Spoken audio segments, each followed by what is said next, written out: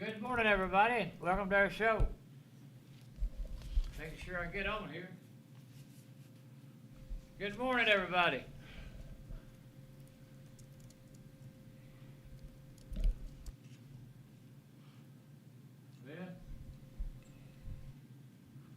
Yeah, I'm on. I got a little late.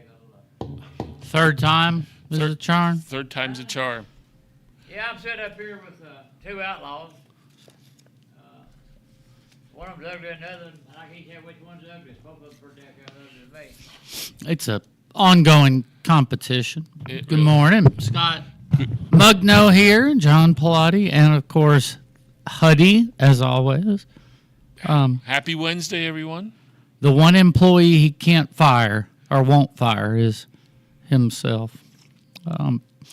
Congratulations to let me get a headset on so we can hear your girlfriend. Your girlfriend's calling you. Well, hell, I can't. Don't want to wake her. Wait. Hey. Hello. Hello. Hey, how you doing, buddy? These boys are jealous of you. Particularly Baby, I gotta go. I'll be up here in a little while. You have a breakfast cooked now. I'll see you later, baby. her voice sounded particularly raspy this I morning. believe she's a little sick. Is that what it is? She has been for a while. She got the croup. Congratulations. Yesterday, two Franklin County teams both survive in advance, and Hansville in the basketball regionals. Belgreen, a winner. The Belgreen girls and the Red Bay boys won a thriller, 61-59 over Tanner. They will play in the regional final on Monday. And the Belgreen girls, Huddy, this sounds like one of those four-corner stall games. They beat Sulligent 31-20, and Red Bay girls will play Monday in the regional final for a chance to go to the Final Four as well. 31-20, that's a low-scoring game. You know, old coach up there, he's not bad, man. And I'll be honest with you, both teams are good. If they got in a running contest, if Sutter could run, they'd beat the power out of them. And that's how you tell if you got a good coach or not. But anyway, I'm glad to see it. Both of them. I didn't want to see them matched up together. Well, you know, you think about when you see a score like 31-20, you know, high school basketball still doesn't have the shot clock. And I remember I've broadcast many games through the years where a team that was probably a consensus big underdog would run you'd see them do it against the Red Bay girls in their prime. These teams would run a four-corner offense, and if they were allowed, they'd burn 7 minutes of the 8 minutes on one possession, just trying to simplify the number of possessions and keep a game close. Well, Phil Kimmel in 58, Phil Kimmel and Belgreen both went to state. They had a 1A and 2A.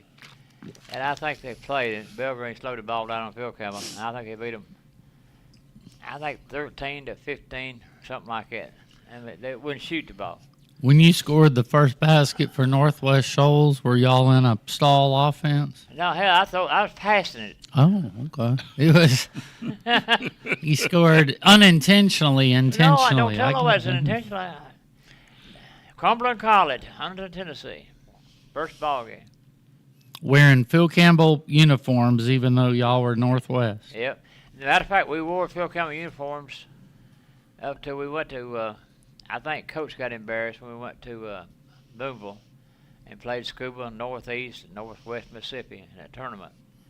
And I think Alabama made Ole Miss in the bowl game that week. And we went on the field, and we got our new uniforms. The orange, the real ones. And they started looking at it, you know, before we started jumping, they got our old uniforms. They were Northwest shows, Northwest, no shows then, Northwest Mississippi. They were red and blue. We were orange and blue. Their red was almost like orange. They sent them back, and we would sit down pour. Y'all took the discounted one. Well, Heck yeah. We didn't have a gym, you know. Let's see. Speaking of uniforms, let's see if Scott can dig back into his pop culture We a little beat 'em. bit. Y'all beat them in their uniforms. Did they want the uniforms back after that? They want to burn them. That's in them.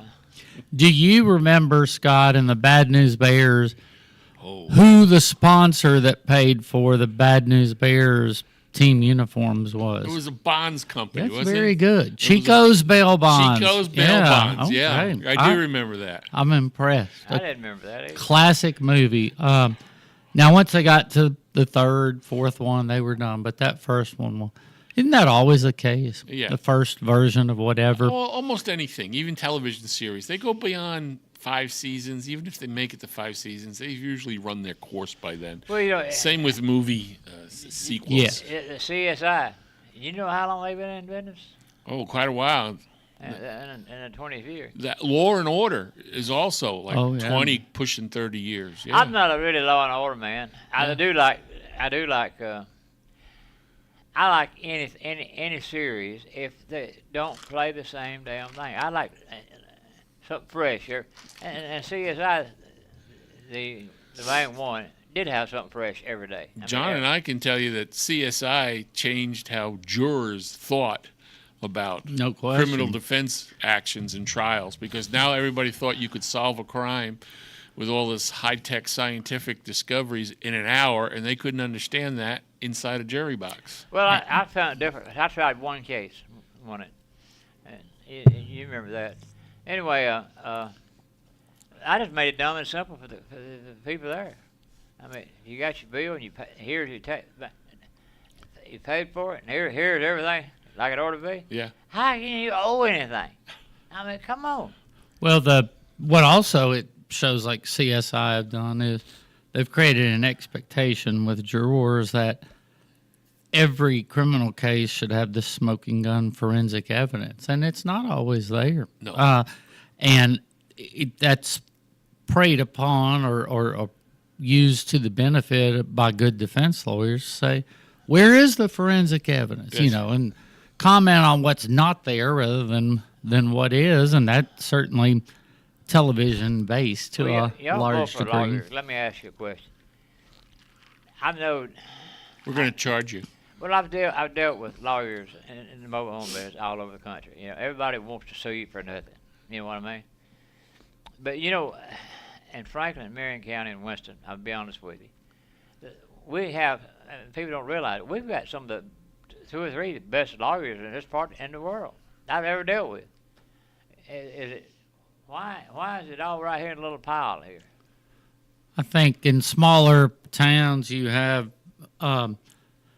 more stability because your attorneys who come and practice and start there, that's generally is their hometown. They're not looking to leave, and they have long established roots, whereas in a bigger city, they may be hiring the top students from law schools around the country, but they don't have that local tie to the community. And I think that helps. And it gives people more confidence knowing their neighbor is also their lawyer. I think it also helps in that not only can they fine-tune their expertise from the legal standpoint, but also the issues and how those issues crop up in their area. And so they understand all the dimensions of what comes to trial when those suits do come to trial. I went up to above Chattanooga, Cleveland, I think, for a lawsuit in my company. And I had my bad check, the whole ball of wax. They had my CO, my house. And I was trying to get my thing, and somehow they countersued and said I owed them money, and that's why they didn't pay me. Well, I said I couldn't figure out. We had never sold you a house, a first house, and you give us a bad check. But now some places you ain't gonna win. I mean, when that judge gets behind it, people don't realize how powerful that judge can be now. There can be no doubt home cooking in in the practice of law. There's no question. John Grissom made a whole book writing career out of some of that. Some of his books are on just that. John Grissom. John Grissom. Where's he from? He's from over in Oxford, Mississippi. I thought he might be from Russell. He- All you Russell's are from Russell. He writes all those great crime defense novels. Yes. Speaking of old Franklin County prominent folks, former state representative Johnny McMorrow and his wife Martha were in Russellville yesterday to attend the Russellville City Schools Board of Education meeting, and it was a real nice little presentation. Johnny Mac and Martha presented the school with a signed copy of Dr. Rube Currington's book, A History of Russellville City Schools, that Rube Currington and his wife Eloise were friends with Johnny Mac and his parents, and he signed. They signed and dedicated a book to him, and Johnny Mac wanted that to be donated to the school so they'd have a little preservation of history, and he presented that copy that was signed by the author to the Russellville High School principal, Norman Lear, yesterday. A real nice little presentation. They had a reception afterwards, and, you know, Rube Currington, he was, I think, had just retired when I came here, but he was, Johnny Mac talked about it. Dr. Currington was a trailblazer in advocating for additional funding and standards in public education, because at one time public education in Alabama, even in like the 80s, was sort of the Wild West. It wasn't what it is today. I sat with him, I guess, about 10 years in Silverton, every day. Now, that's Dr. Clements, That's Clement, yeah. who you're talking about. Yeah. Another fine, I mean, there's not a better gentleman than Dr. Clements. Is he passed yet? If he did, I didn't hear about it. He was a fine fellow. But Dr. Currington, I think, different personality, Yeah. but I'm getting old. You got to realize, I'm getting old as that old man over there. What's your name? 1929, Scott's when the Russellville City school system began, and They're coming up on a big anniversary. this was a book that the superintendent when was Dr. Currington was there, probably in the 80s, 70s, and 80s. Most of your football games started at 27. Yes. Huh? Well, hell, Uh-oh. We sound good in the studio, didn't we? At least you were listening. Well, he was trying to. I mean, in here. We may just do the show to Jimmy. Nobody's texted me. Anybody texted you? No? If we're on the air and you can hear us, call us. Let us know. Be That's the Hutty's way to do it. Be Yeah. Hutty's backup. Yeah, I ain't seeing nothing from anybody. I'm just going to assume that we're on while Hutty pushes buttons. Hopefully that doesn't take us off the air. somebody cut me off. Uh-oh. Who? They X'd me out. Well, I guess fortunately for us, he was 10 minutes late getting on. So really, it'll last 10 minutes of silence. That's too bad. Well, I probably went over Facebook and YouTube, though. All right. Just not the radio. So we start all over again with I take just cut you off. two? Somebody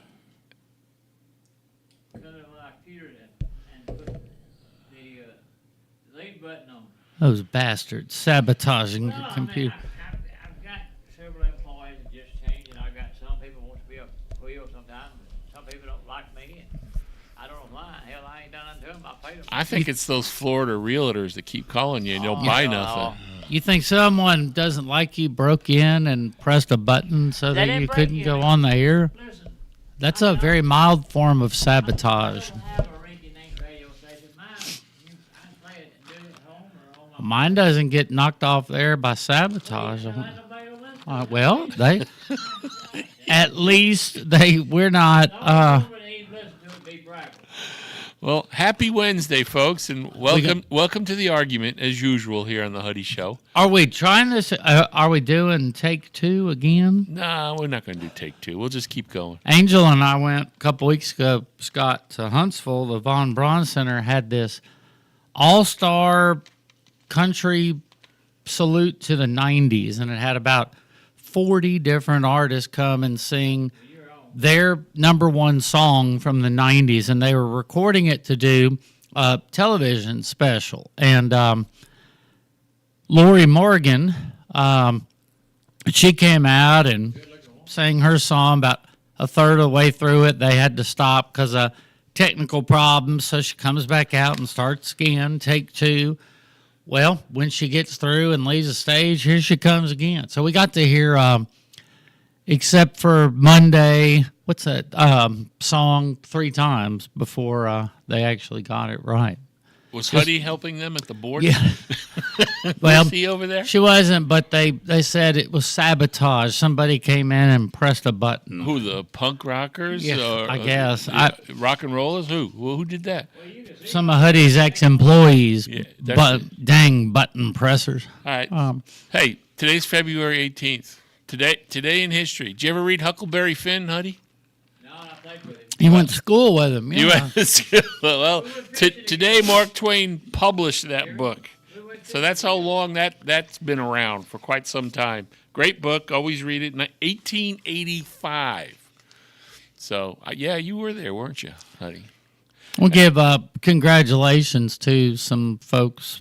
Scott, first of all, longtime Russellville City Schools employee Natalie Bendall resigned yesterday, and her resignation was accepted by the board. She is taking a position with University of North Alabama Instructional Studies after 22 years with Russellville City Schools. So congratulations to her on Quite that. the milestone. Congratulations. Career advancement. Natalie Bendall. They also had, in the recent state indoor track meet, a young man, Darren Jones, Russell High School student. Oh, is this maybe the old lady's calling again because the show just went on? Let's see. Maybe she didn't hear herself. Good morning. You're on the Hutty Show. Hello. Hello. Oh, it's Tyrone jumping in. Yeah. Hey, Tyrone. I want to know who this is right now. Do what? Let me ask you a question. Why are you calling my girlfriend in the middle of the night? Well, what the hell you think I've been calling for? I don't want a cup of coffee. What other time would Don't you make call? excuses, boy. You tell me who you are. Hutty. I'm John Pilati. Mugno. Night, boy. If you want to come, you come up here at WGOL up here in Russellville. I'll whoop that butt. Right now. Come on up here in Russellville. I'll whoop you right now. Don't even know what I'm talking about. I'm so angry right now. You are getting me frustrated. I thought it was going to be the old lady, but it was Tyrone We haven't calling. heard from Tyrone in a long time. No, that's Glad to hear you're alive and kicking, Tyrone. He called. He called about every week, every day. Well, good Anyway, for Huddy, you had, let's see, Darren Jones, a Russellville High School student who placed second, earned a silver medal in the 60-meter hurdles at last week's 4A, 5A state indoor track meet and set a school record for Russellville. And the You said he played boys, second.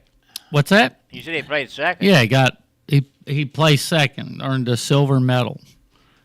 But this was a state final, Yeah. so he set the school record, even though it was in the state final. That's where you throwed me left field there. And then the boys 4x200 relay team, the same young man Jones is on that with Connor Delaney, Julian Francisco, and Jamarcus Mitchell, and they finished third, earning a bronze medal. There's also a young teacher who was honored in Russellville City Schools, Carly Andrews Tellish, who is a English second language teacher. She was named the 2026 Spazzini Rural Teacher of the Year, and that award recognizes one Alabama. What award now? Spazzini, Spezzini. That's the the last name of the family who sponsored or created the award. And one Alabama teacher and one Mississippi teacher get it each year for excellence in supporting English learners Howdy. in rural areas. Good morning. y'all players.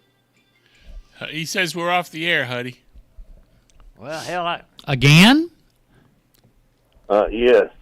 hold on a minute. It must be the atmosphere somewhere. Skipping off the atmosphere? I don't know. I thought we were AM. I thought we were FM. Hey, you know what I'm saying? I'm going to just start reading stuff off the internet. And if Well, if we're off the air, I got that. So you know what else happened on today? 1878. what's that? The murder that ignited the Lincoln County Wars. The wars that made Jesse James famous in Lincoln County, New Mexico. Today's the day they murdered English rancher John Tunstall. It set off the Lincoln County Wars that was rather violent. So if you've ever seen any of the Jesse James movies, videos, what have you, that's the thing that triggered it first. Scott, have you ever seen a dumber sport than curling? What in the world? It has a lot to do with hold my beer, watch this. That's what curling's all about. Are we on now? They cut me off again. And I'm pretty sure Who cut you off again? Nobody's been here. I'm sitting here with you. Well, how could they cut you off twice? If you get those on antique stuff, you got away. If I use How- new stuff, you learn something. Who could cut you off when you're the one who put you back on? Listen, if they got the combinations of my numbers, they can, I can be in. so you have to change your passcodes. That's what you're saying. Well, I mean, I hadn't had this problem, son. Y'all lawyers, y'all couldn't win a damn case if Lord ever please. The way he's talking to us, you'd think we did it. Well, y'all act like I'm a dummy. It ain't me. It ain't him. Can you imagine trying to do TV commentary on curling? Yeah. What do What you? do you? Huh? I mean, and if you've noticed, there's more people are apparently interested in, or else the U.S. has done well. There's been more curling aired on NBC than any other sport during this Olympics. Yep. That has- Curling. Curling. I'm pretty sure that all started with a really big wheel of cheese and beer. I'm convinced that. But you know why it's popular? Just about anybody can do it.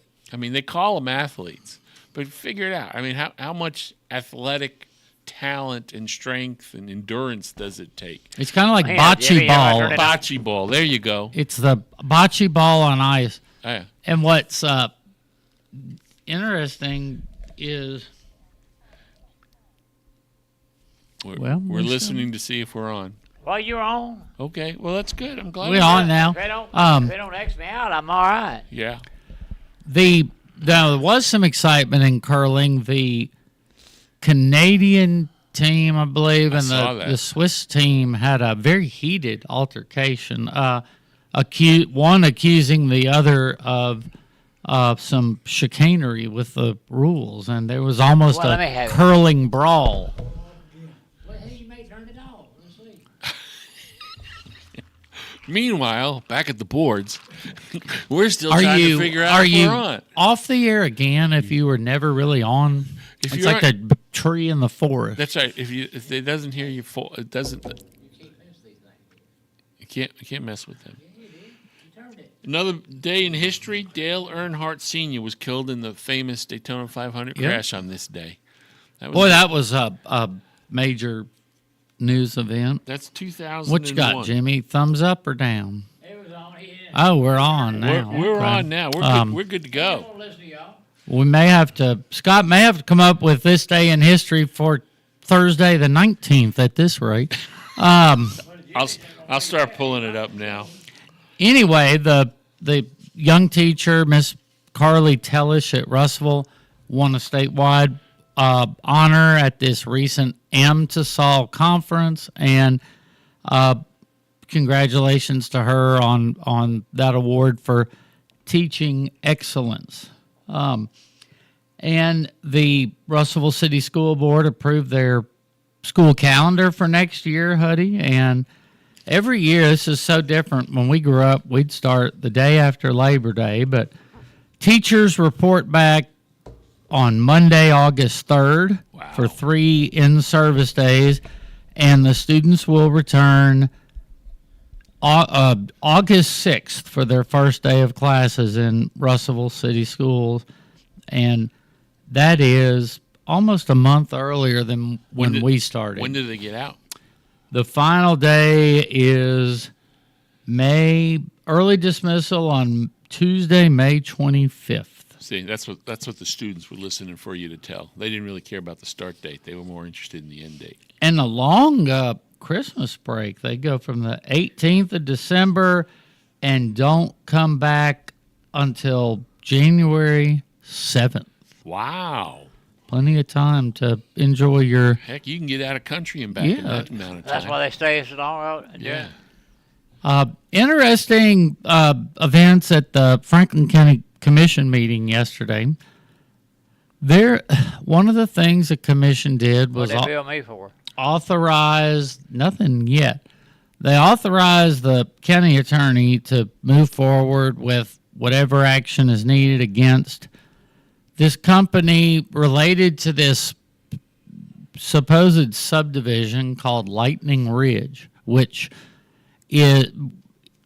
was supposed to be located off at 247, right? Part of the 101 tract subdivision is in Colbert and some is in Franklin County. But the bottom line is there's this Nevada developer or development company who's selling these tracts in this Lightning Ridge, and they do this all over to people who otherwise wouldn't qualify for financing, and we'll tell you some more about it after this call. Good morning. You're on the Hutty Show. Hi, can I speak to Jared, please? To who? Jared. Yeah, this is Jared. No. He told me to call him. I just need to hit him up. We're supposed to go out to a party tonight. So Hey, Who's this? he's like a short, sexy guy. Yeah, there you go. Tape recording. Hey. We got you. I get all these damn breaks. Yeah. You bring them with you, don't you? Scott, they submit a plat of this subdivision. They didn't do Thank God they ain't any of the requirements I that tell you. had to be done in advance, and they're trying to sell these individual tracts. There's no infrastructure. There's no way to access the property, and according to the county attorney, it's in essence a scam. These people finance these tracts over time, and after 20 years of making your monthly payment, you get a deed. But he showed me some pictures of some of these fine developments in other states, and it looks like people living off the grid in a makeshift house. It's so they're putting together the legal effort to stop this attempt to sell these tracts in Franklin County because it's an unauthorized. It's really not a subdivision at all because nothing's been done to Don't you have to take submit steps. and get an approved Yeah. plan for a subdivision first, I would think? Yeah. Let me ask you a question. None of that was done. It was Yeah. just When start you, selling. When them. you was DA, how much did you make a year salary? When I left office, the DA had gone up to the salary had gone up to about 110,000. It was What- going up every year. Now it's around 160. They booted me out at the right time, didn't they? Hey, you would It was a 5-year. not really worth 10. He ain't worth 100. They staggered pay increase the district attorneys over a 5-year period, and I think we were in year 2 or 3 in 2004 when I left, but it's a lot different now. We were talking yesterday. Strat Byers, of course, is our Franklin County Revenue Commissioner, and he'll be serving another term as nobody ran against him. Politics has really changed. You think? I'm talking about locally. You never would have thought that the circuit clerk job in Franklin County, which doesn't require you to be a lawyer, the revenue commissioner office, commissioner, which doesn't require being an attorney, you'd ever see unopposed elections, Hutty, for those spots, because those are albeit political, they're very good full-time jobs. And I just think people's interest in politics continues, and their information about politics continues to decline, and that works to the benefit of the incumbents who are in there. You never would have seen that, though, 25 years ago. There'd been 5, and then for whatever reason, we have 5 of them running for the one county commission seat that's open. I guess I agree with that in general, John, but also if you've got a local politician serving in an elected position that's doing a really good job, then, maybe that's why they don't have competition. Well, when Derek was unopposed last year, he had just been appointed. So he didn't have a track record yet to be doing a great job or a poor job. But it's good for those folks, like I said, but it just reflects a continued change and I think erosion in interest from the public on politics. Well, unless it's all this sensational crap at the national level or even some at the state level. People, that goes on. You're right. What about Hutty, the dude running against Tuberville, who he's going down fighting? Shockingly, the Alabama Republican Party denied his challenge to Tuberville's residency, and this guy came out, Scott, I need to forward it to you, with a scathing appeal and press release yesterday. I read it. You saw it, okay. I read it. He says that senators put in for reimbursement for travel back to their home state with the Senate, and he's got documentation as recently as 2021. By the way, I guess Jesse Jackson must have died yesterday. I didn't see that. You run a newspaper, don't you? Apparently he doesn't. That's right. Now y'all made me forget what we were talking about. You were talking about Tuberville's residency issues from his competitor. He's got documentation from Tuberville's office, he says, submitted to the Senate where it shows return to his home state of Florida. And then he's got records of automobile tag registration and repairs that show a home state of Florida. And the reason that the appeal was denied, if you read what the party wrote, was lack of supporting evidence. And this McFeeters, is that guy's name? Yes. He says that the form he filled out for the challenge expressly said you do not have to attach additional evidence, that would have come up later. He didn't want to tip his hand on those. So, he doesn't have a chance to win anyway, I don't think, but he feels like they never, maybe he's going to try to hang his hat on this, I'm being treated unfairly as the little guy strategy, but ultimately, I would say as aggressive as he's been, his political career probably begins and ends with this race. Yeah, it does. I mean, his only hope of winning is to do what he's trying to do, knock Tuberville out before a vote's ever cast. It don't make any difference. Listen, if the county, and you've been one of them, the wheels don't want you in there, you ain't going to be in there. Well, here's my point. Where is the journalism on this? Where is the investigative journalist at the state level looking into this evidence that he has? I thought you was a smart man. So man, you ain't no smart man. We don't have investigative look, journalists they don't anymore. want. Listen, who makes them the living? Is the politician makes them people the living? They tell them what to do and what they can't do. Oh, I get it. Journalism's broke. It's terribly broke. Well, Been right. broke. Wow. That's what happened. On its face, this gentleman seems to have some credible evidence that is worth taking a look at.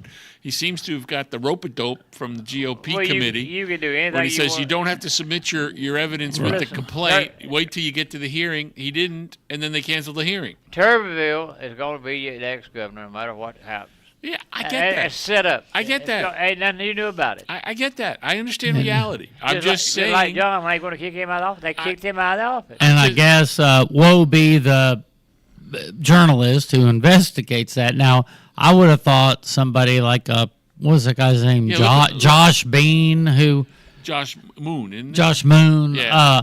He is not shied away in the past from. I mean, the evidence is there. I think what's not being said by McFeeders is Tuberville acknowledges he had a dual residence, and I don't think a dual residency disqualifies you from running for office. He got cleared to start with, or, you don't think this would have been an issue when he ran the first time, when he wasn't an incumbent? The residency requirements for Senate and government are completely different, so that's part of the problem. Yeah. But it's, you had Hillary Clinton get elected as a New York senator. Oh, yeah, she never was a corporate lived in New York. Well, so was Robert Kennedy, if you want to go back in history, same thing. But to Hutty's point, and to your point, John, the journalists that might take this on will become the pariah, if you will, because they won't get any more. It seems to me Woodward and Bernstein did all right after taking down a president. So I don't know about that. What I'm asking is that after that, you don't have any more. But people don't. That's it, Jack. No, people don't care either. If there was a riveting expose, it's just like, I think with President Trump, people just don't care what the next scandal or the next thing he says is. Not going to change their opinion about him. And I think everybody's willing to sort of look the other way on this. Tuberville did a video for this gated community in Florida that he called his home state, and he's proud to be a resident of Del Boca Vista or whatever the Santa Rosa community was. So there's no question he was living in Florida at one time, but his wife had a house here, and he's got his dual residency, and I think all that's been addressed enough to the satisfaction where, he wouldn't have jumped in this had it not. Well, he's going to be an ex-governor. Right. I mean, when they done picked his running mate, his successor. It's been picked already. I mean, it's I will always maintain that the first journalist to interview candidate Tuberville was the Franklin Free Press publisher, me. He came in. Oh hell! When did he run? In 2017. Listen, he came. Bring me something before I can set up to Russellville at the invitation of Steve Smith, who owned MS Industries, and at the time owned that restaurant downtown that's now Traditions. It was. Is it open? Yeah, it's open. Doe's. It was Doe's when eat place. Steve Smith owned it. He and Tuberville were friends, and he brought Tuberville. This is very early on when he had first announced, and he was considered a very much a dark horse. He came to Russellville. He very graciously sat down with me. After we were done talking, he even drove and followed me to my office and recorded some liners. You think I could get that access from him now? No. I don't think you But would. back then, they were appreciative of any attention because, he was just starting out, and I don't think he was taken seriously. It's really interesting how rapidly he's asserted himself, and I think the fact that he's being led to this governor's position rather than Katie Britt, I think is an indicator. We believe she may be a shining star in the Senate down the road. Oh, she was a shining star the minute she hit it. Look, let's face it, if you're talking about brain power, she was the senior senator from Alabama despite Tuberville getting in 2 years before who he you think did. backed her, man? Shelby. Who's the stoutest man in Alabama? Shelby. Well, all right. Shelby, and that's how she got in. And you see that chair right there? Yeah. She came up here with her 7-foot husband right over Yeah, there. Yeah. big football. And she got it, and next thing I know, I'm sitting here like a fool. She gets up on that damn chair and lays on this table and puts her hand on her hand and look at me in the eye because she wouldn't get enough attention. Yeah. You talking about a girl who got some good? You didn't know that? Oh yeah. Oh, I think the world, Katie Bird. I think Alabama is well represented in the United what I States asked Center in Katie I Bird. said, do you think I'm pretty? I met her and interviewed her. She came to a event at the Best Western. Were you living here at the time when they had that? And He's on the way she back. was at. Admittedly. She got. It was organized by some local bankers, and they gave her a campaign contribution. But again, at that time, very accessible and very open to answering whatever you want. You know, the mentality of the Tuberville. If I were one of Senator Tuberville's inside advisors, I would keep him under lock and key for the next 3 months. It's hard to do. He's nothing inflammatory, but it is hard to do. Good morning. You're on the Hutty Show.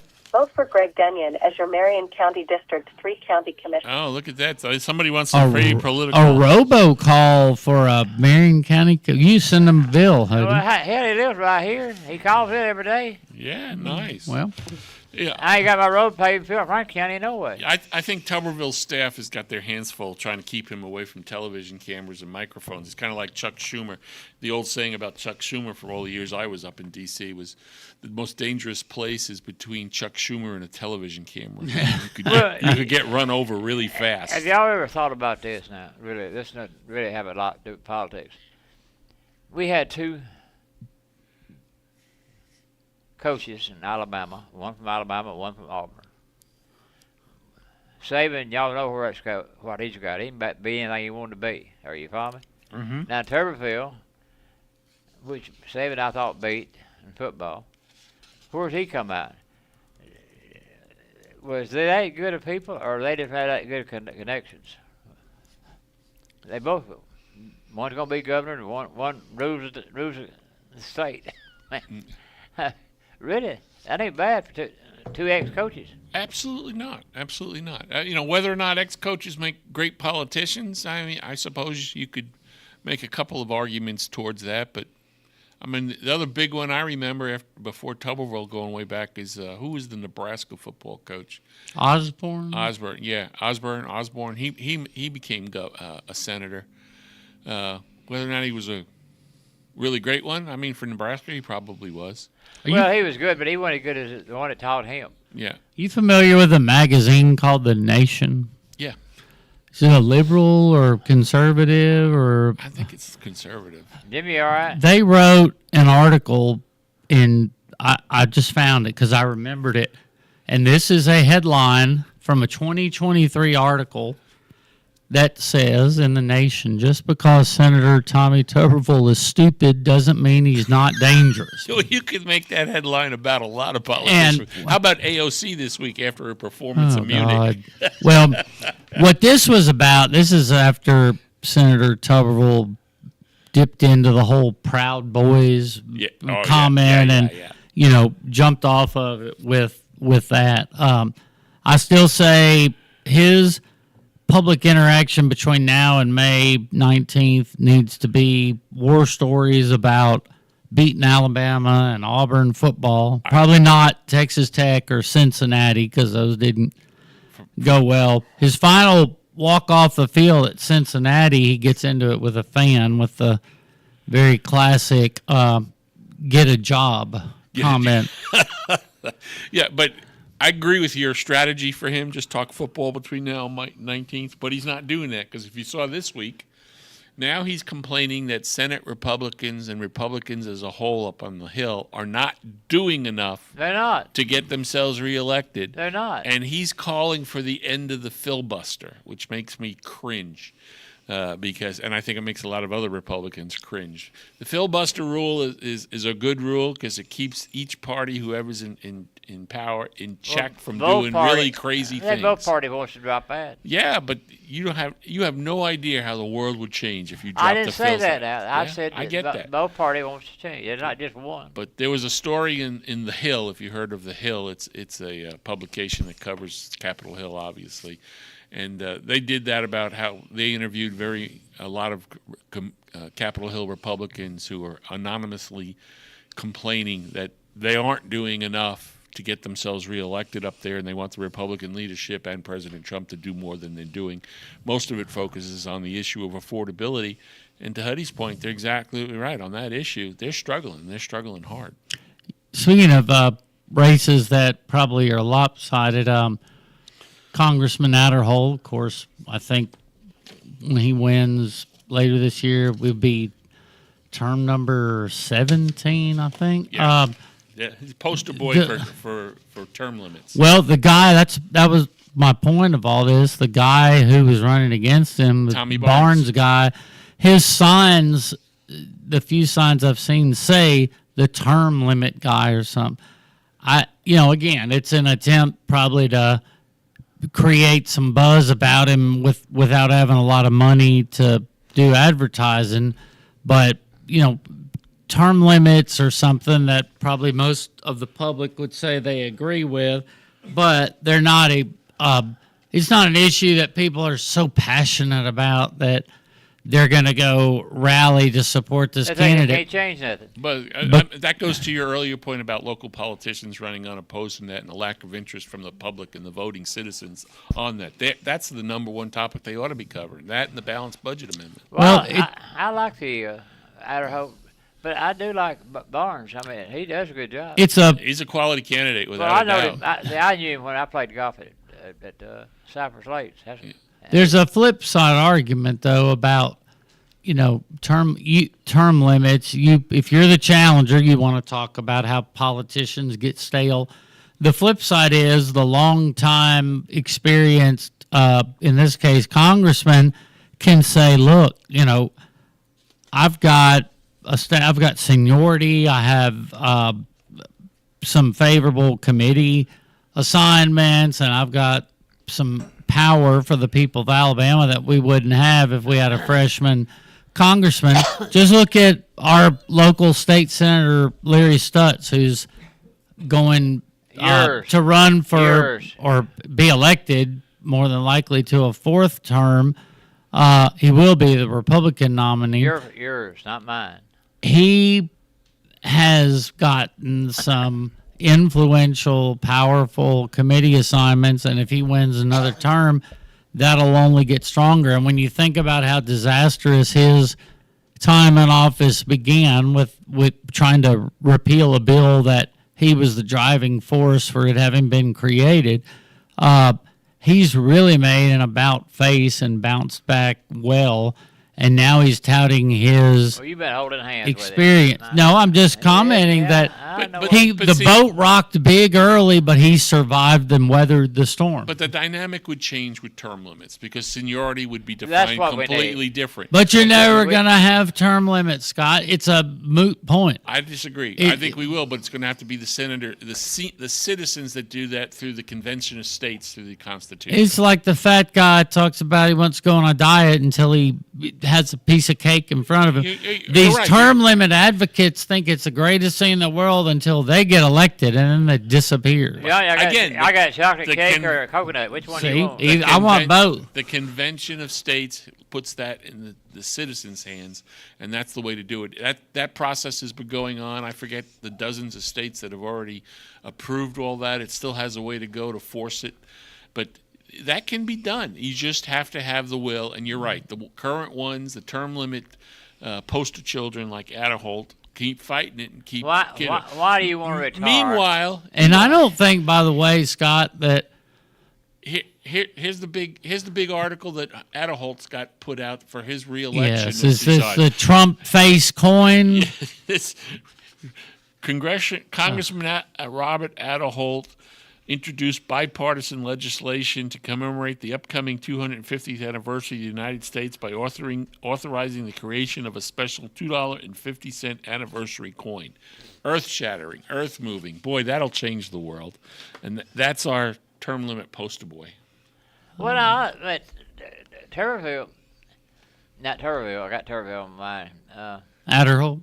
Adderholt, he calls in here about once a month on the radio, and for an hour, and he talks.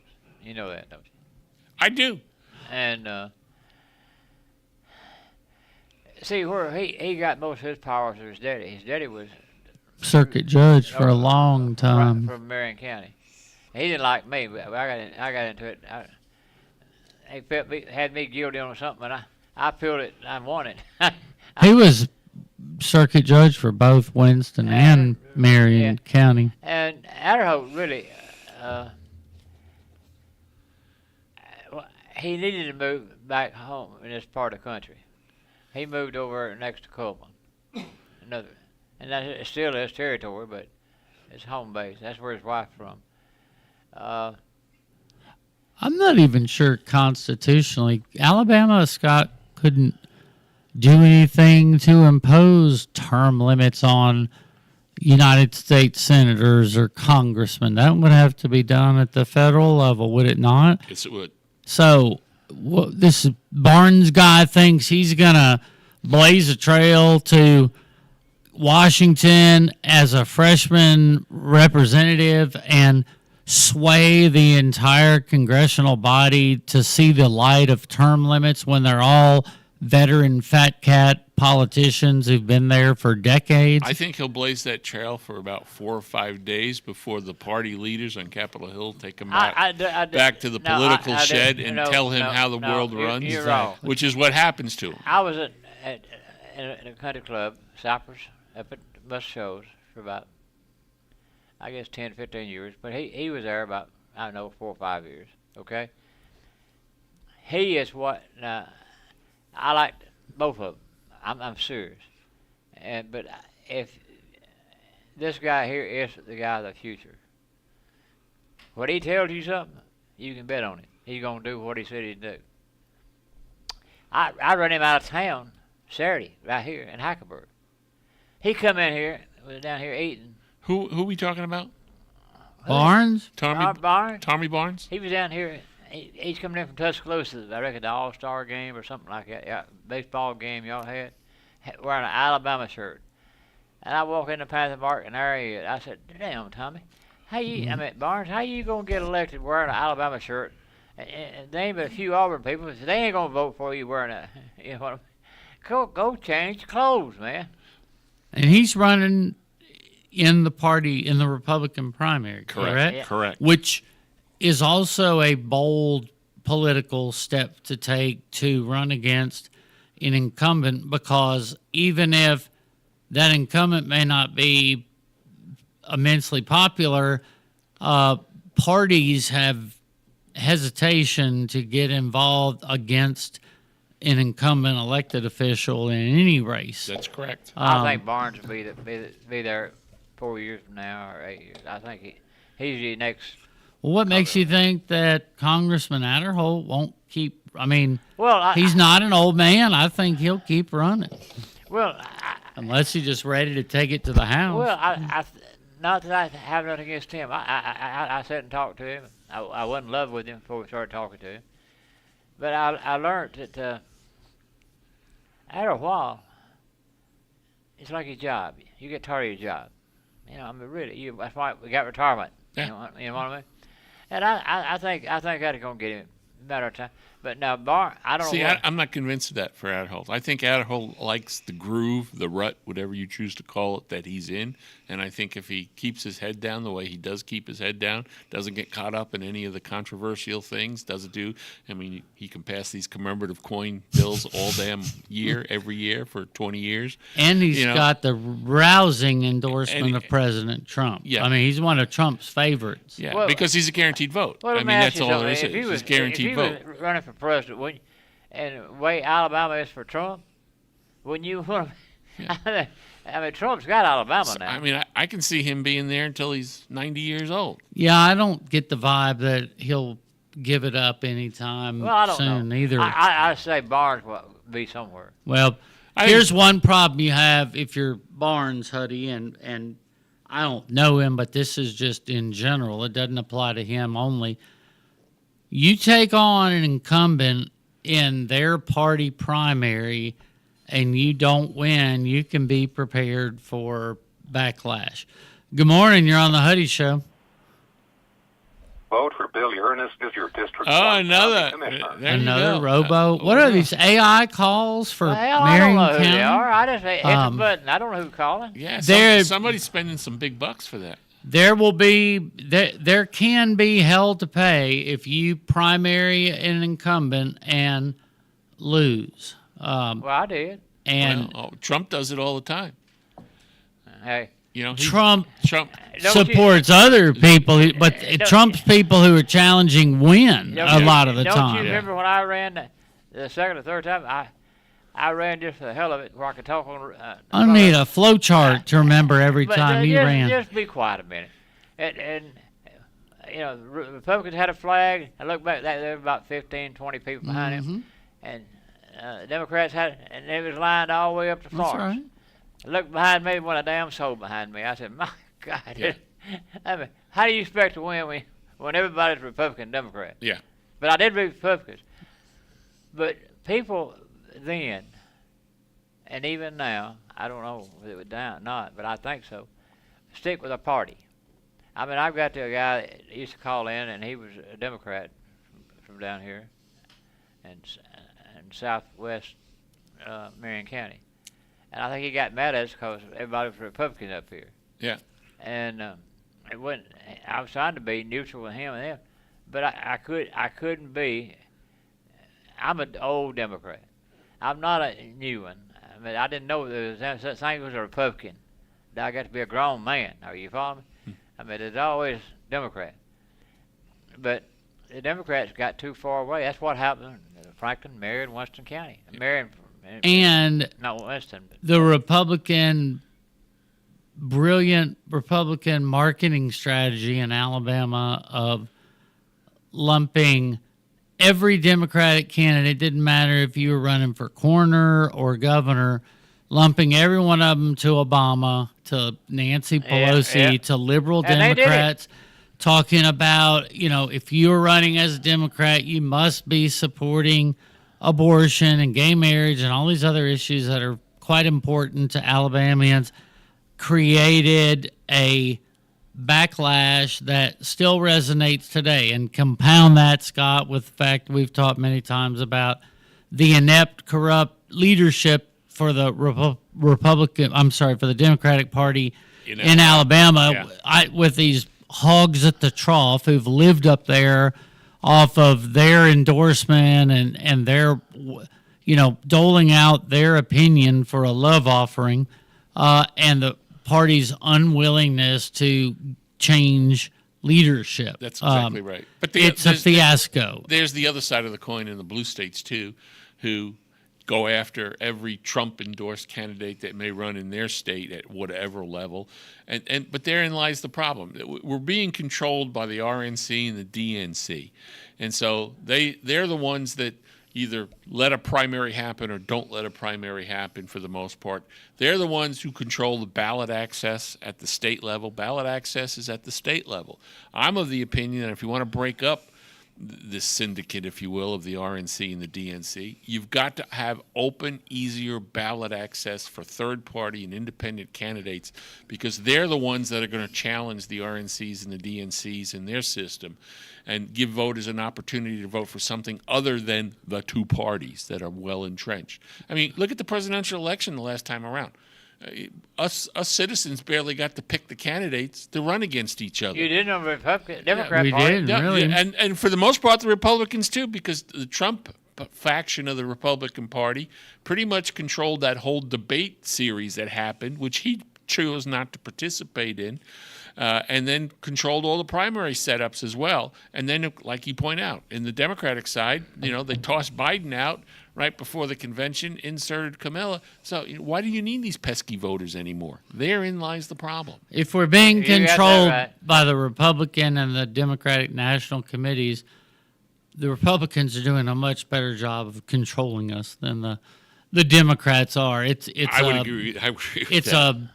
a captainless ship at the moment. What was it? Mark Twain said that. I am not a member of any organized political party. I'm a member of the Democratic Party. We used to, You're right, but yet you're wrong. Now, right now, I'll be honest with you. The Republican Party got a little more power right now, but the Democrat Party is against 90% of 80% of what the Democrats were for back in the old days. That's true.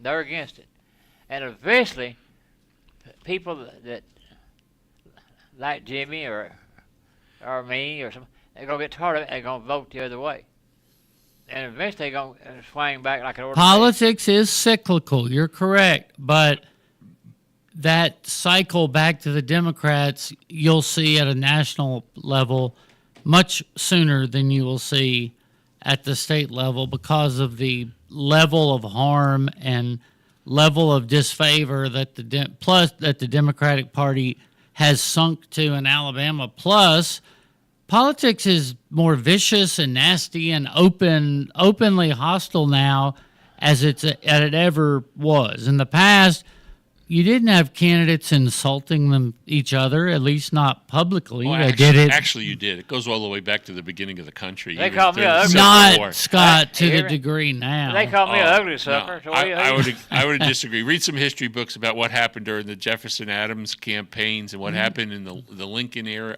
leading up to the Civil War. It's always happened. You did It- not- It was even dirtier than this, believe it or You not. didn't have candidates talking about how ugly the other guy's wife was or how someone's hands are little or any of this garbage that Go back. Some of that competes with that. Go back in history. Read some of those books. and the public feeds on all that. People They do. love it. They do, and that's why I think if you're going to break up this RICO type of a system that we've got going on in the national politics, it's got to be done at the ballot. Now the problem is if you don't bust through at the state ballot level, which the RNC or the DNC of those states control, you're never going to get these independents and third parties in there to give you some But competition. do you see the Democrats going to get rid of some of these outlaws? We call them down here in the South. Get rid of some of them. Do you see the party switching back to the Democrat Party? If they get fed up enough with the Republicans, sure. I mean, how many times are we telling the Democrats used to run this part of the state, right? It was 100 years though. Exclusively. Exclusively, and they got fed up with that. Now you've got a 2,500 vote deficit that you're in. If you ran in Franklin County last year with a number of straight party Republican ballots, if you put the people who voted straight Republican and Democrat up on a shelf, you had to get about almost 4 out of every 5 remaining vote. Yeah. You just can't overcome the numbers of the straight party tickets. No, you can't. And back to the Democratic parties and their weakness, whether at the state, national level, local levels, and all that, it's just getting worse.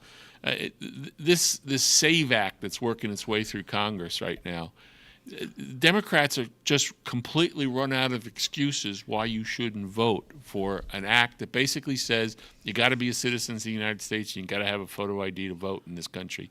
And they have run out of excuses to say why you should vote against it. But It's why do we embarrassing. need that? It's already the law, is it not? It's apparently not enough because people are getting through. All this talk, you can't. Number one, I'm suspicious of anyone who opposes photo ID to vote. I think that that heightens my suspicion when someone says Well, I wouldn't that's recognize oppressive. If you had a picture, I wouldn't recognize you now. You so skinny. You like a balloon with all the air out of it. Well, I'd at least have something with my name and picture on it.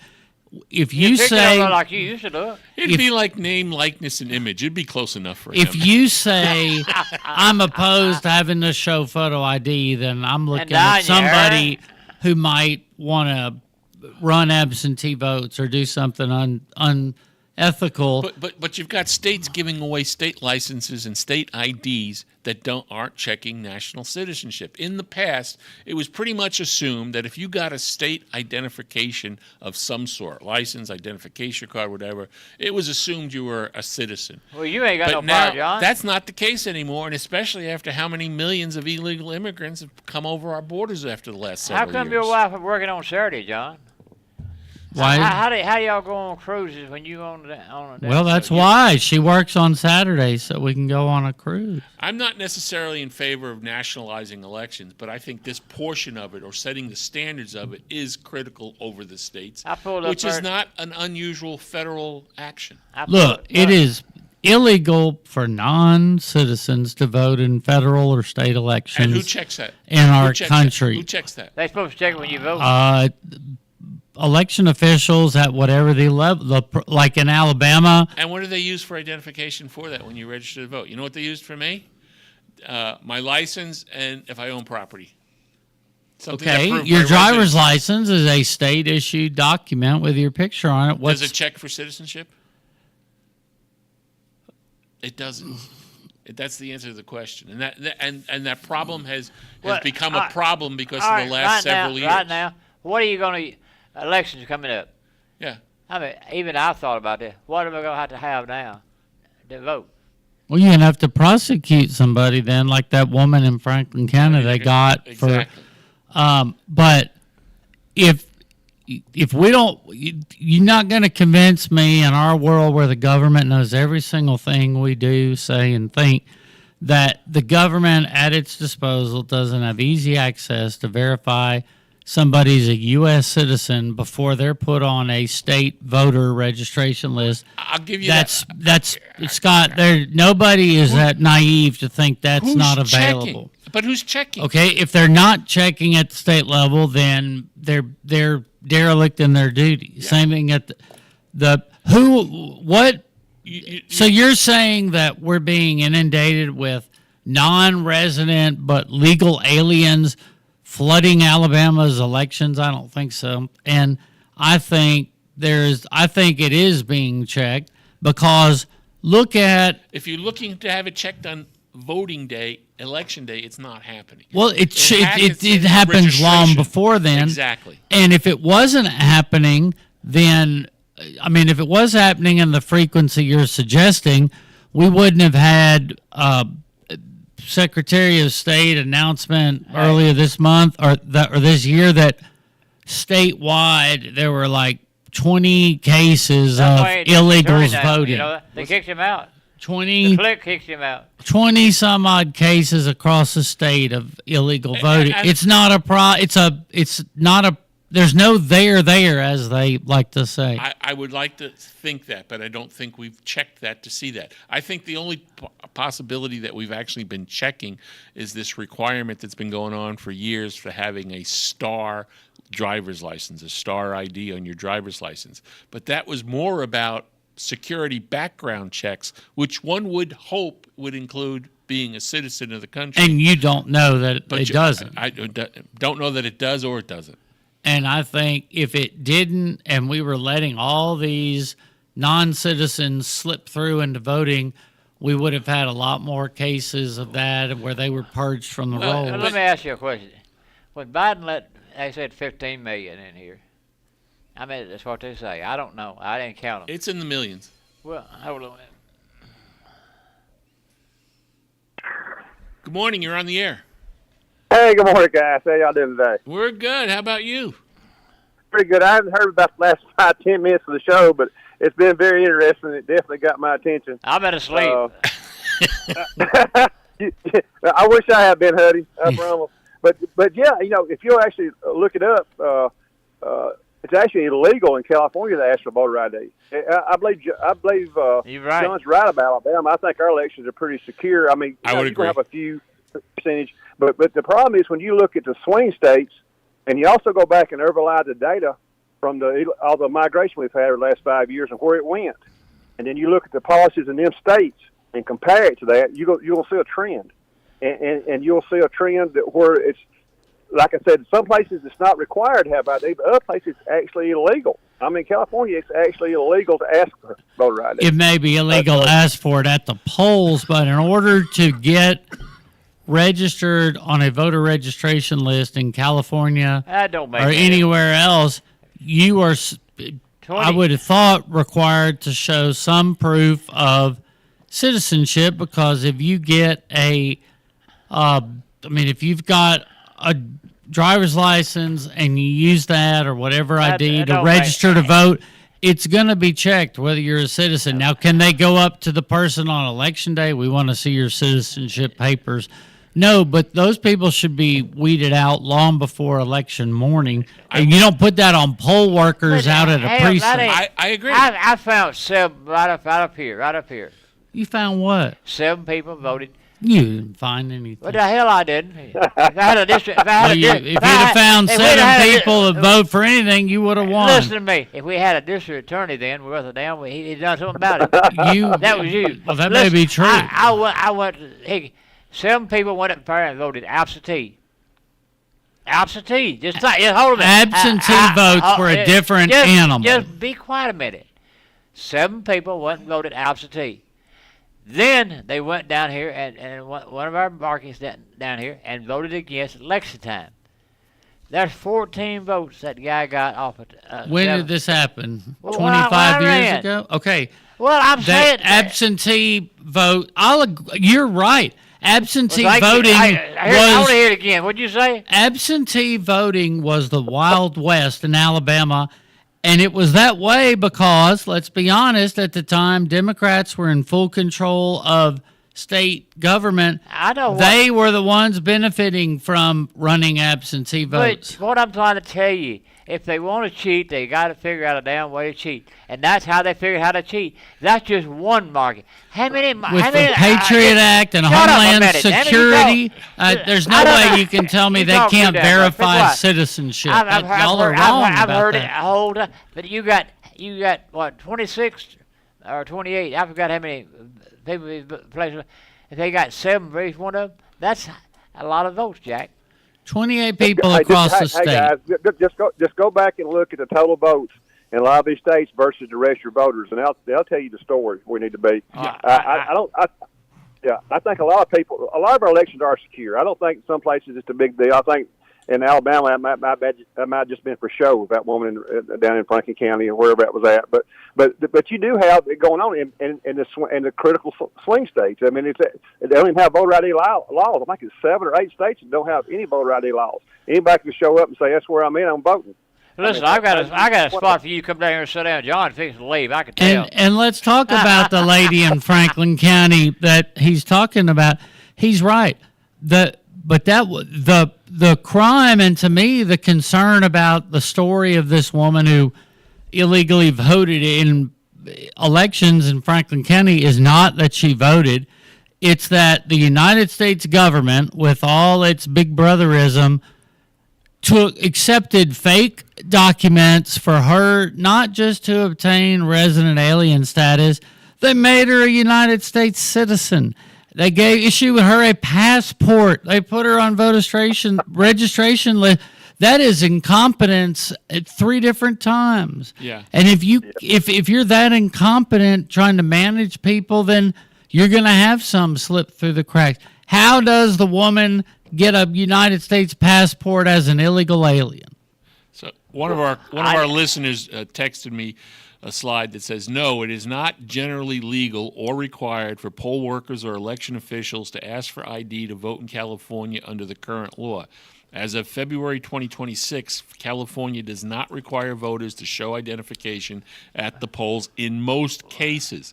The official guidance from the California Secretary of State states, in most cases, a California voter is not required to show identification to a polling place worker before casting a vote. There is a limited exception under federal law, the Help America Vote Act, that applies only if all of the following we ain't are got all true." day now. Well, and it's not several, but basically it boils down to let if me ask it's you a a question. first-time Let me voter. ask you a question. Hold on a minute. Well, And then if it's a first-time voter, that seems to be one of the exceptions. Let me ask you a question.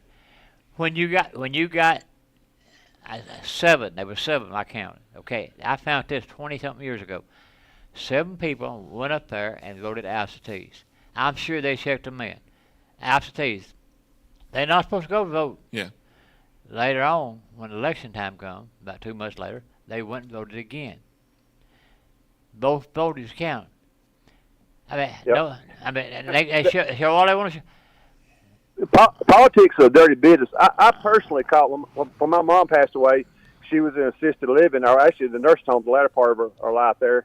And I actually called a guy in her room. The nurse called me trying to get her to sign a ballot for her. So, and I agree with John. There's 2 sides can be 2 valid points. John is not wrong about the part about the government has too much ID. You got to have a star ID. You got to have 5 forms of to fly. You got to show them your power bill, your Social Security number, your passport to get on an airplane.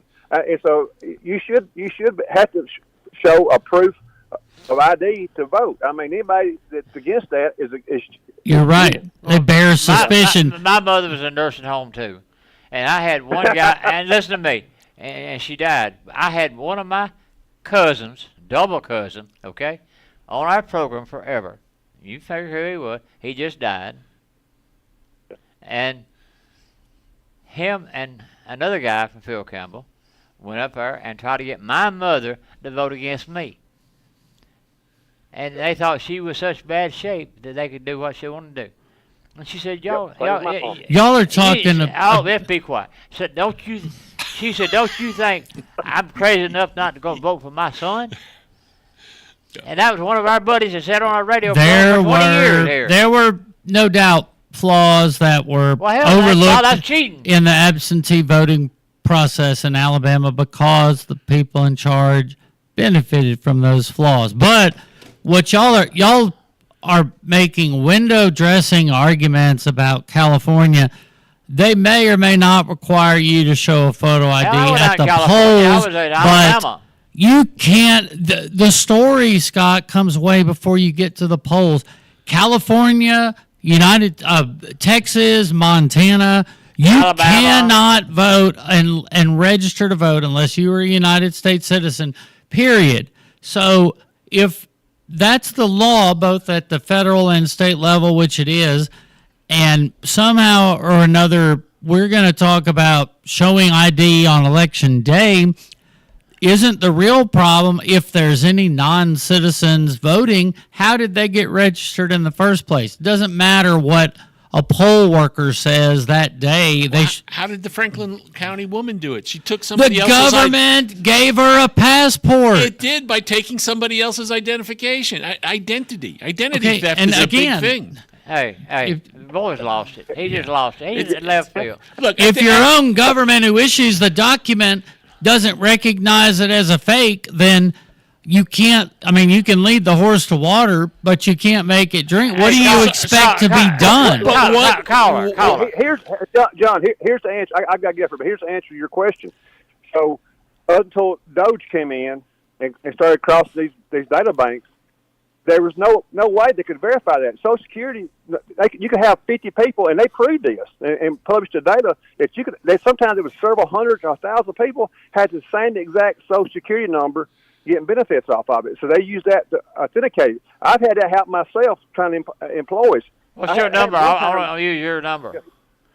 Yeah, because, I mean, I ran that myself. We actually one time had an employee, a guy come in, put in for a job, and we already had a Social Security number of a guy working for us. Oh, my gosh. I mean, yeah. Well, that happens. How the hell you got so many illegals in here?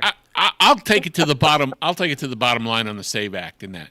What is the harm in passing the SAVE Act and requiring citizenship and voter ID again, even if it's already covered by a variety of other laws? Voter ID, nothing. It should happen. You should have to show a photo ID to vote. And citizenship? How are you going to prove citizenship? Birth certificate. Oh, dude. Hey. Scott, just because you have a United States birth certificate doesn't mean you're a citizen. What would you... So let's say you have a birth certificate that shows you were born in Honduras. That doesn't disqualify you from being a citizen. And then you need an... And who's going to do this? The 75-year-old poll worker sitting in Belgrade? I'm not talking to you, buddy. To your point, it happens before then. That's right. It should happen before that. It's already the law. We don't need it again. It's on the book. We got a psychiatrist out there. I don't understand the harm in it. John's in the left field. I don't The know harm is if you've got a law to start with, and I've heard Hutty say this 1,000 times, enforce that law. And if you're ineffective and inefficient enforcing it, find a different way to enforce it. But if the government enforces existing laws about voter registration, this is a non-problem. Now, the photo ID part to me is important so that Jimmy Bragwell doesn't go up to the polls and they say, well, Mr. Bragwell, you voted early. We already got you off the list. That picture's all bone. And somebody came in and gave him his name. It protects us and our right to cast that ballot. But the poll worker, the time to verify citizenship is not out in the field. Scott, there's places where lines on election day are 3 hours long as it is. Can you imagine checking citizenship and having non-government employees do that when their own government shouldn't have let these people register to start with? Is the act calling for the poll worker to do it? I don't think it is. No, but that's what you're pleading for. You want the poll workers to check citizenship. I want the state. I want the How's the local state field. going to do it in Belgreen at that precinct? My God, No, son. I want this. Who actually takes? Where do you register to vote? Well, what in if Franklin a County? poll Where do you worker go is to a vote? Courthouse. Where? Or you can do it online. Yeah, and so that authority needs to do it. And they're charged with that already. And are they doing it? I don't know what their hierarchy. We only had 20 cases of non-citizens voting in a state of 5 million. I think they're doing a pretty decent, effective job of In it. Alabama, I don't disagree. But how about those swing states Well, that the caller was talking about, where really what it boils down to is 4% of the voters in this country are deciding that national election.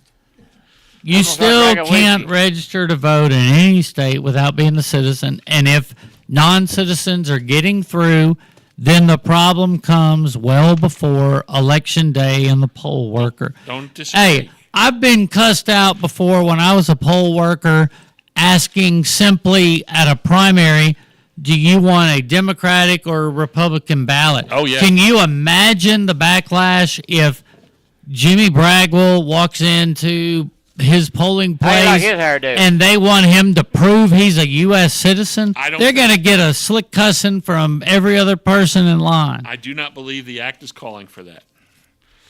That's all right. All right. Well, I think now that Where you I've from, clearly California? stated both of y'all are wrong, we can wrap this up. And I think we clearly Until next stated week. that What are the you objection is ridiculous. what are you going to have for y'all's show today? I don't know. We were thinking about doing it at 11 o'clock. this Well, morning. we don't know when it went on the air. None of this. We may not have done a show yet. We've been off there twice, and they was cut off. I'll fix that. Who did that? The same people who Well, are authorizing I'm sitting here. I'm non-citizens? just watching it when it happens. Who's getting in that computer system? When people don't love me, wants to mess it up, I do it. I heard that station up at Russell did it, a lot of it. There's probably a lot of people who don't love you, but I don't think their master plan to get you involved hacking into not What the allowing hell? I sit here mornings with Hutty I on just the see them air. about their market. I mean, when they exit, I turn it back on. I mean, my God, Jimmy. I mean, I can't because you live in the 1912s. Look, you think you have, and that is a Hall of Fame level of paranoia. And I'm a paranoid person, I but didn't get upset about to that. think You goblins, bring it up. I don't bring it up. well, you're the one who keeps saying they sabotage me. They Well, sabotage. they did. I mean, I didn't. Can it be that you just don't know what buttons you're pressing? I sit sometimes? right here, and right here. You see right there. Answer that phone. Damn. Good morning. You're on the Hutty Show. Hi there. You guys have made probably 4 inquiries about expensive properties. Well, you're talking the wrong bunch, baby. Properties where, ma'am? In Florida, here's the thing. It's not funny any of the times. And so, like, maybe if you guys did something funny on your radio show. Whoa, lady. Let me explain to you. It's nobody on this station doing Man, if you it. can't listen, hell, I'm going to hang up on you. Look, it's nobody on this radio station It's gone. doing It's it. gone. You need It's people doing it to play a prank on the radio station owner. So Hutty, get your Florida be quiet, facts Hutty. together. Hutty. Maybe he won't tell me her name. Ma'am, I ain't called you. You folks are doing these prank calls. Your number is 988. Call the mental health crisis line. You're in crisis. You need help. I'm trying to defend Hutty, and he's cussing me. Well, that's because you wouldn't be quiet. She called up saying we're doing it.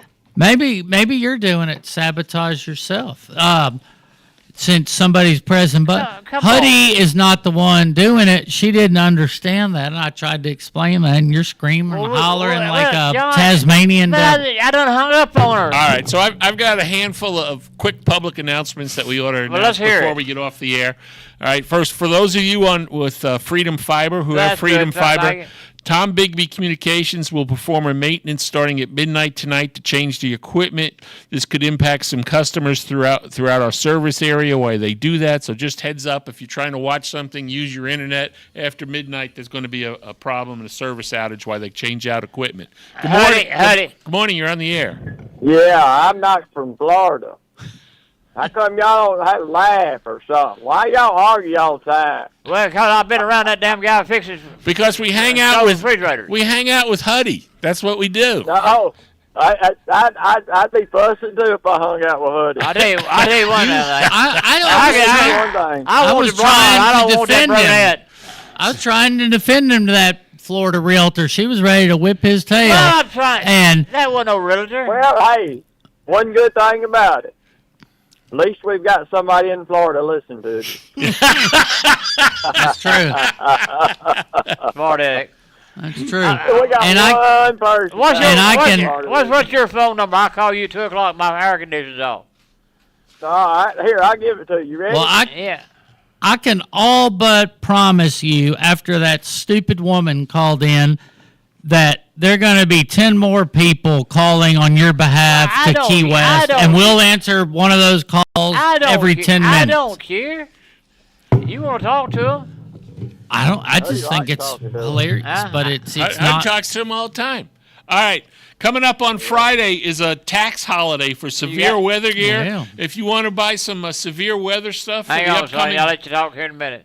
Can liquor Go be... ahead. Go ahead. If you want to buy needed necessities for tornado season coming up in the spring, the tax holiday for those supplies starts on Friday, ends on Sunday. They do that twice a year now. That's coming up this Friday if you want to do that. Bourbon not on the list. Bourbon's not on the list, Hutty. Much disappointment I'll to drink me. blended whiskey. Listen, the House Committee also passed a sales tax holiday. It's just a House Committee. Hasn't gone through the House and the Senate, and the governor signed it yet, on guns and ammunition. This could happen, I think, this fall if it was to go through. And so if you're into having a tax holiday to buy guns and ammunition in the state of Alabama, call your representative ASAP. There's still a candidate roundtable being sponsored by the Republican Women of Franklin County on April 14th up in Spruce Pine. By all means, the Frog Pond Community Center, do that.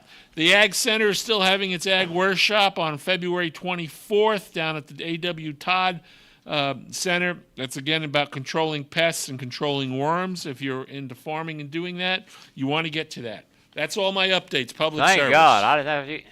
Well, it's important to get those things out there for folks. That tax holiday is a big deal. Well, you quit talking about these damn politicians, we'd be all right. Well, if you stop yelling at John.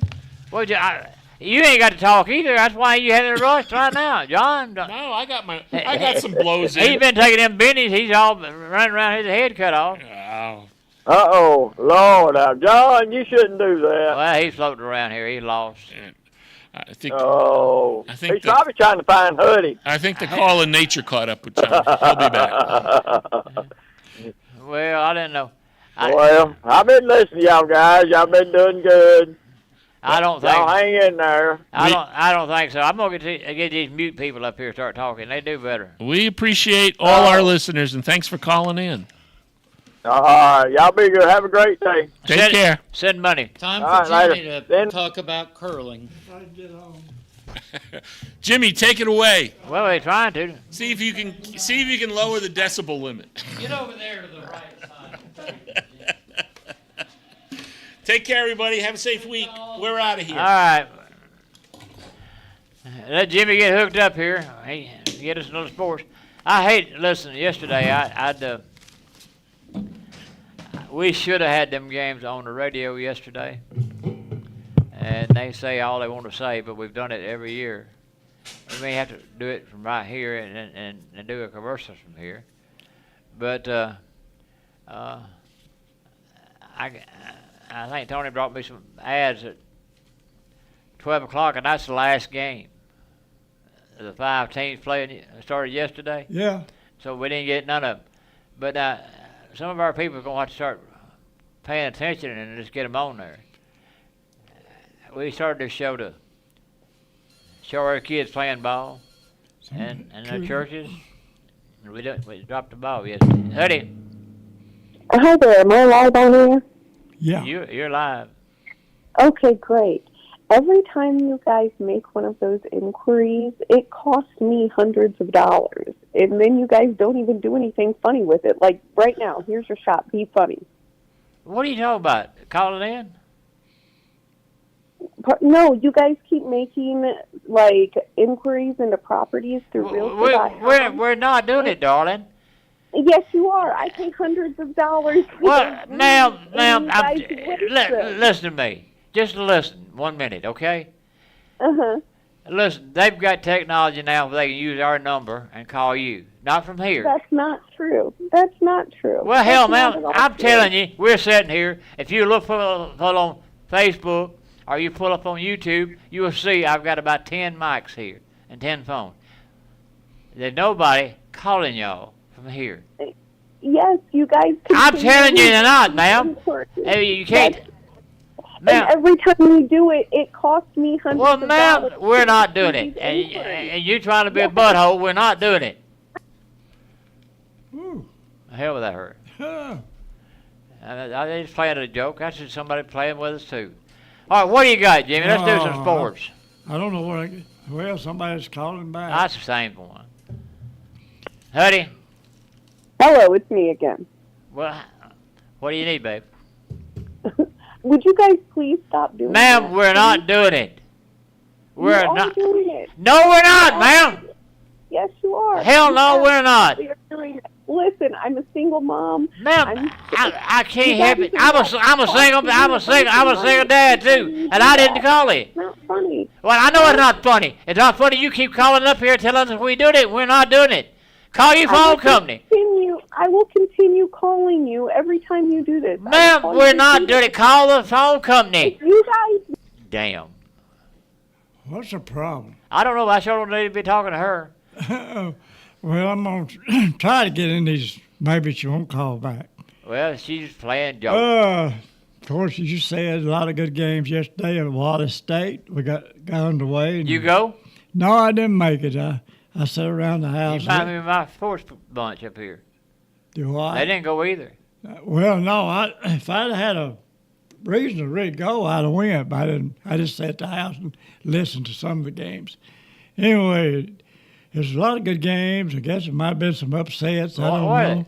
Tuesday, the girls yesterday, Brilliant and Mink. Mink defeated Brilliant 63-51. And in the boys' action, Hubbardsville beat Mink 78-46. And Marion County girls over. Hey. Good Lord, Hutty, what are y'all doing up there? Hell, I don't know. What we're not doing nothing. Come about jacking us around. They're sending some aspirins or something. I think they following mow mud, grass, and floaty around. I don't know what they're doing, son. But you can't tell them nothing. I mean, if somebody kept bugging me, I'd call the phone company. Well, she ain't using good tactics anyway, because I don't care if you're a single mom or dad. Everybody is in this world, so get over it. Where you been, son? I've been worried about you. Well, I've been listening to you. I just ain't called in much. Yeah, you been off drunk and chasing them old women down there on Mississippi. No, just getting stuff done, finishing up I things. forgot you always went to Winfield, didn't you? No, well, Detroit area. Yeah. I mean, you went to Winfield, the hospital where you chased them women, wasn't it? Oh, you talking about the nurses? I already know what you talking about. Yeah. Yeah. See, I remember. Yeah, no, I just gonna call in. Good Lord. Getting all them people calling you. How's the radio? Is it picking up pretty good down there? Yes, sir, loud and clear. Ever since you put that other system in, it seemed to help out. Well, we tried. I'm trying to add to it. Well, sometimes you like get a weak signal, but ever since it seems to be strong every day. So. Well, we tried. I'm using everything I can use. I have a problem. People calling me trying to harass me a little bit, but Well, I mean, you got an open line these days, and then you got all these ways to call people, with computers and all, and I don't know. I'm about the only one left, I think, with a flip phone. Flip phone?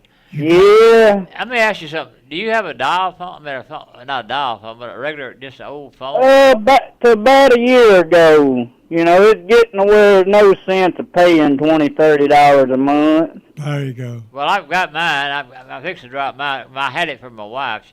She hated a cell phone, and she had it because she's been gone, and I reckon I keep thinking she's going to come back. It's been a year or so. I've got to get it taken off. I mean, well, some of our older friends only had house phones, and they eventually got rid of their house phones and got a cell phone, and that was the main reason of keeping it. Well, that's what bills lower, but that's what I've been doing. But yeah, other than that, no, got rid of that. That's about it. Went to antenna, got rid of satellite. Boy, that was a big money saver. Well, my satellite I had up here, they keep going up. I looked at mine. On my satellite. I'm paying nearly $500 for both of them here at my home, and I eliminated one here, and I've got to get it rearranged. These people here, if you don't bitch and gripe and call them, they keep going up, and they run themselves out of business. It was getting out of hand. I think we was paying around $150 a month, and that's not really for much. I mean, that's not even the big packages or internet or nothing. That's just the basics, and so yeah, something had to go. And I didn't even know you could still pick up 30-40 channels on antenna. That shocked me. So I'm more than happy with the antenna. Well, I had that. I get aggravated. I've been with Direct. I've been with Direct about I guess 40 years or more than that. Probably. I figured about everybody got away from them, then they went back to them, I think. Well, no, I still got them at home. In 1985, I went over to see Ole Miss and Auburn play at Ole Miss, and they had this camper that had that thing up there. And I stopped and talked to that guy. He showed me. I had never seen an antenna. That's the new small dish instead of the big satellite dish. Yeah. And so that must have been when they first come out. It was. I was one of the first members, and I've had it all that time, and I had it down here, and I quit. I'm quitting that. I have it on about an hour. When people come in and sit down, we can sit a bunch of, but around the thing about 10 people can sit around and talk at the same time, and have their own chair and own mic. And I have 4 TVs or 5 TVs up here where it makes them comfortable when they see something going on. You know what I mean? And I have it about an hour, and I couldn't see it paying that, $200 or $300 for an hour a day.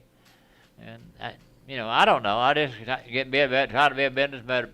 Businessman. I ain't worth that. I don't know. You pay a big price for about say 100 stations. How many stations do you watch? About 5. About 5 out of 100, and you pay all that money. You can't come up with a good package just for what you want to watch. You got to get everything else and pay a big price. I never understood that. Why can't you, pick 30 channels or whatever, and that's what you get? Yeah. But You got certain channels you're going to watch, and the others you ain't going to never turn them on. Well, let me ask you a question. Changing the subject. You adjusting to your parents your mother being passed on? Yeah, everything's been good. That's be almost a year now. Let me see, March the 14th or 16th. I'm not sure. My wife died in January. Well, I think you hit the nail on the head when you said a while back about how quiet it is. That's the biggest thing that, you really notice is how quiet things get. Well, when I get quiet, I call John. I knew I just say hello and let him talk. Well, you know what I mean. Somebody always nagging, Well, yeah, I understand. You've been around somebody so many years and everything. You get so used to them, and it takes a while to realize they're not around. Yeah, certain noises or routine every day, and then it's all gone. Right. That's right. I don't. But no, we was talking about bills a minute ago. Why is Alabama so bad in light bills or utility bills? Well, I don't know. I noticed my light bill here on my tower, just for tower now, it's $1,400 last month, and that's just on my tower. I mean, that would take a lot of juice, you'd think, but I really don't know. I don't know. I keep everything down to pretty. Not that I'm trying to. It's because I can't get out and try to sell like I was. I get my leg. Well, you better save what money you can. And I just trying to be a bit. I want to be here for my grandkids to have something to do or something. And see the TVs eventually going to be obsolete too now. They all go to streaming. What it's going to go to, and that's what they're going to now. And I would prefer a real radio station. When I say real, I mean not all these selling out to these Chinese groups. All these big companies or these little radio stations are selling out to them, and it takes, all the realness out of it. I want to hear somebody on there talking their mind or whatever, and. Well, you can get that here. Well, there's two stations. I hate to tell you, Hutty, but there is somebody else I listen to every morning too. But you probably know that station. But I don't know. We'll just say it's near Winfield. I got no problem. Well, no, it's all good. Trust me, they all love each other just like you. Well, maybe not love each other, but love the community, I should say. Yeah. I ain't trying to make no waves. I hadn't got a paycheck in about 24 years as I started this thing. I ran for office and people didn't know what the truth was, and I started telling the truth. I don't do it no more. I should do it, but our world got so crooked, and people got so crooked. These good fellas or ladies that were in certain offices was shafting the hell out of everybody, and they wonder where the money went. They can't grab a road. They can't pave a road. They don't. It's all going to salaries. Well, I ain't gonna keep you on much longer, but I ain't talking about you. Honor and respect is something that has been long gone, and that I don't understand why, but. Just talking about everybody, especially, the younger yard. It seems like, you don't care for nothing anymore.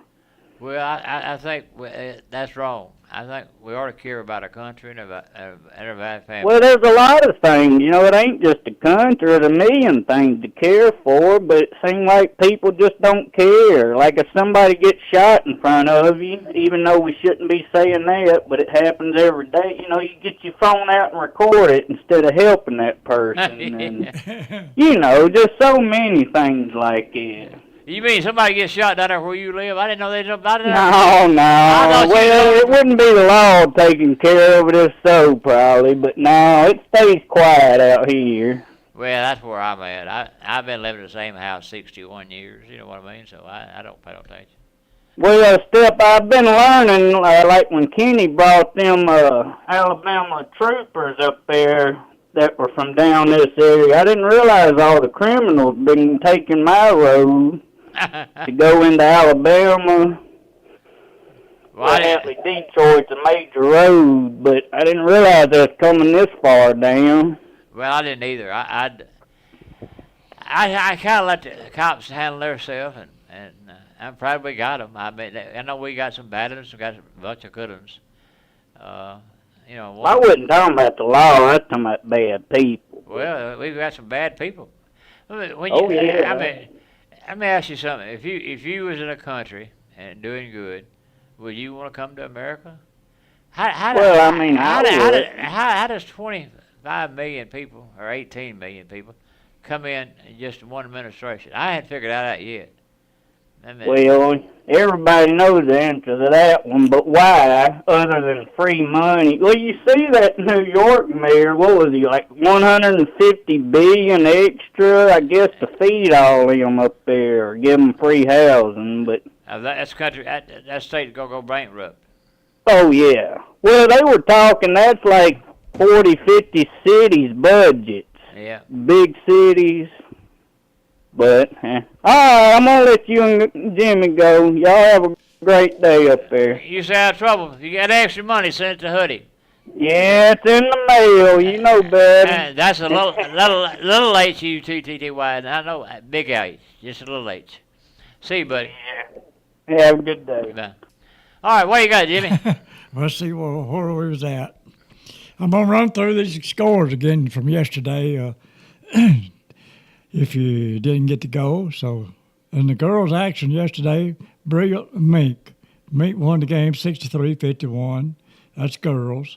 Boys' action, Helpersville over Mink 75-46. In the girls' action, Marion County defeated Athens Bible School 63-30. In boys' action, you had Marion County and Addison. Addison beat Marion County 47-40. That's boys. The girls, Bell Green defeated Soldier. Oh, man, Addison boys? Yeah, 47-40. Beat Marion County, 47-40. Are they out of it now? They're out of it, yeah. You get beat now, you out. Okay. And also the girls, Bell Green defeated Soldier yesterday, 31-20. It's girls. And they'll play again at 9 o'clock Monday. You didn't go to that game? No, I didn't make it to it. Then Red Bay boys and Tanner girls. Tanner boys, that was a good game. I listened to it on the radio. What now, hell, you said Red boys? Bay boys 61, Tanner 59. They'll play again at 10:45 Monday. Red Bay will. Who do they play? Well, they're going to have to play the winner of this Cold Springs. All I'm right. fixing to get to here. And the girls, Cold Springs defeated Carey Heritage 57-14. And in the boys' action, Cold Springs 65. And the Carey Heritage 58 in overtime. So Red Bay will be playing Cold Springs Monday morning. Bell Green will play. They would take on girls. It'd be, let me see. Yeah. Bell Green girls. Oh, they play Cold Springs girls. Cold Springs girls. One of the top teams in the state, so it's a bit of a tough game for them. So today, action, we got a lot of games starting this morning at 9 o'clock. Right now, we're fixing to kick off. And the girls' action, got Holly Pond versus Mars Hill at 9. And boys, you got Winfield versus Mars Hill at 10:30. And girls' action, Vermont versus Lauderdale County at 12.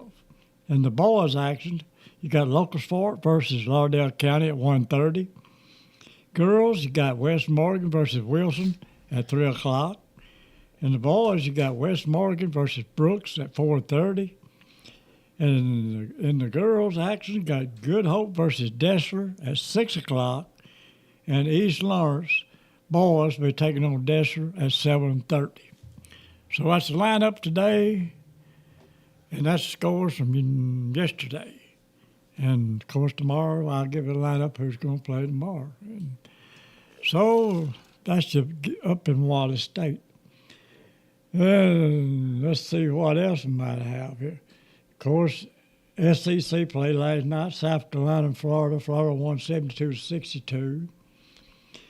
And the top team in the boys right now is Michigan's moved to number one, and then the girls, UConn's still the number one team.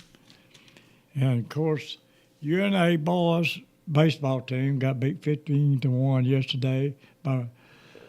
They got beat by UAB, and so they got another game today. They'll be hosting Mary State at 3:00.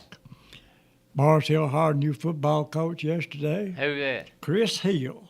He is it says here he coached at Cordova and Prattville at one time, and he was coaching at El Dorado, Arkansas.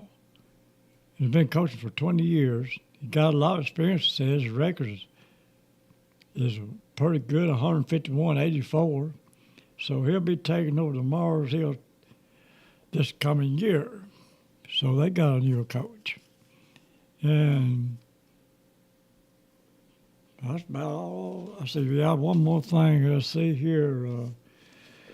Today, UNA, like I said, UNA boys baseball, they play Murray State today at 3 p.m. And the women's basketball team be playing at Bellstein at 5:30. And men's basketball be hosting Queens, North Carolina at 6 p.m. And the golf team is going out in Gowanus, California to be in a tournament this weekend. So that's what's going on in sports. So see if your team is still going in high school.